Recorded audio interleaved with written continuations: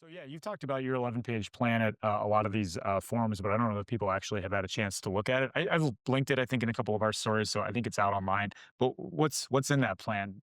Well, I mean, there's everything that covers investment jobs and homes. Mhm. Everything from a $500 million growth fund, and that's specifically for helping these community innovation hubs get up and going. I want to make sure that we're innovating in our communities as much as possible. I don't want Black Tech Saturdays to just be a 1 day a week or one Saturday a month Mhm. type of situation. I want opportunities for us to really build up the skills trade and get them in the new type of skills trade that's coming down. So robotics and everything along construction that's possibly to be trained in these community innovation hubs. But also, it's a one-stop business center. That's very paramount.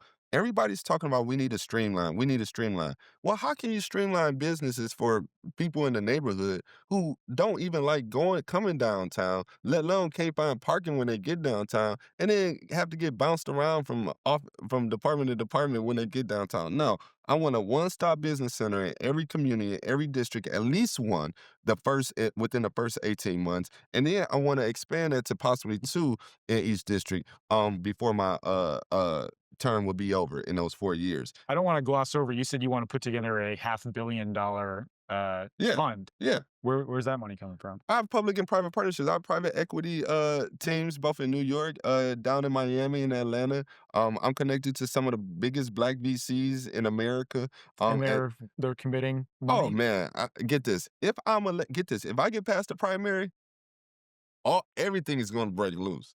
If I When I get past the primary, everything breaks loose because they know it's real.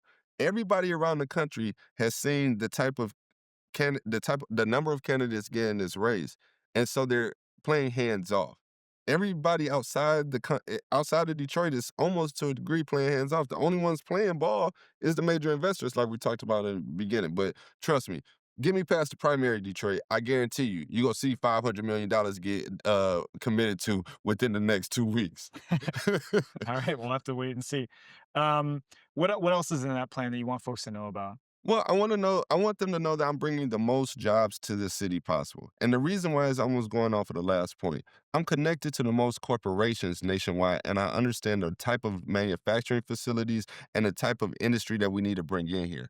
I'm the king of understanding where emerging markets are going to. I look at the Gantt charts and all those things to understand where Internet of Things are in its evolution. I understand where cybersecurity is. People don't People have to understand where the big industries are at so that we can know how to position ourselves for the most generational wealth if we're going to be a new type of Motown or a new type of Motor City. We've assembled cars, but can we assemble ideas? Can we assemble industry? Can we assemble the new wave of technology Mhm. or the new wave of robotics or building and constructing? I think we have a lot of things to bring to the table. So bringing jobs is very, very important. Setting the stage for that is very important. Indexing, making sure that we index the incentives that we give to companies, so that the outputs are directly tied, so that they don't get the incentive unless the output has been given. People talk a lot about CBAs and CBOs, but it's the initial incentive package that you have to actually look at in the agreement there.